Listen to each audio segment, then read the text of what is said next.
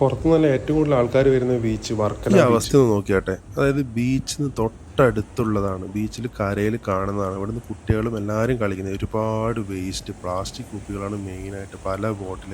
അതേപോലെ തന്നെ മദ്യത്തിൻ്റെ ഒക്കെ കാണുന്നുണ്ട്, ബോട്ടിലുണ്ട്, കുപ്പിച്ചില്ല് കാണുന്നുണ്ട്, പ്ലാസ്റ്റിക്. ഇത് കുറേ കടലിലേക്ക് പോയിട്ട് കടലിൽ നിന്ന് തിരിച്ചടിച്ച് വന്നതാണ്. കോഴിക്കോട് ബീച്ചിൽ നമ്മളെ ഫുഡ് സ്ട്രീറ്റിൽ അവിടെ ഫുഡ് കഴിച്ചിട്ട് വേസ്റ്റ് ഇട്ടതിനെ കുറിച്ചിട്ട് ഇപ്പോൾ അത് ക്ലീൻ ആക്കിയതൊക്കെ നമ്മൾ വീഡിയോസൊക്കെ കണ്ടതാണ്. പക്ഷെ അവിടെ അത് ചെയ്തത് അവിടെ ബീച്ച് കാണാൻ വന്ന ആൾക്കാർ ഫുഡ് കഴിച്ചിട്ടൊക്കെയാണ്. പക്ഷേ ഇവിടെ ചെയ്യുന്നത് ഞാൻ എൻ്റെ കണ്ണുകൊണ്ട് കണ്ടതാണ്. ചെറിയൊരു ട്വിസ്റ്റ് ഉണ്ട്.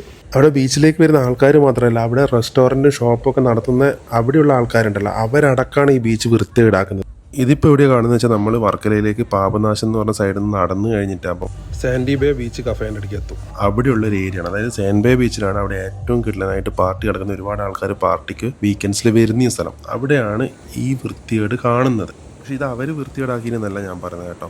ആ ഏരിയയിലാണ് ഇപ്പോൾ ഏറ്റവും കൂടുതൽ അടിഞ്ഞ് കിടക്കുന്നത്. ഇത് ആ സാൻഡ് ബേ കഫേൻ്റെ അതിലൂടെ ബേക്കിലൂടെ വരുന്ന ഒരു ഓവിചാല് പോലത്തെയാണ്. അപ്പോൾ ആ സൈഡിലാണെങ്കിൽ ഒരുപാട് വേസ്റ്റ് കുപ്പികളുണ്ട് കേട്ടോ. കടലിൽ നിന്ന് ഇങ്ങോട്ടേക്ക് വെള്ളം അടിക്കുന്നുണ്ട്, ഇവിടുത്തുള്ള വെള്ളം നേരെ കടലിലേക്ക് പോകുന്നുണ്ട്.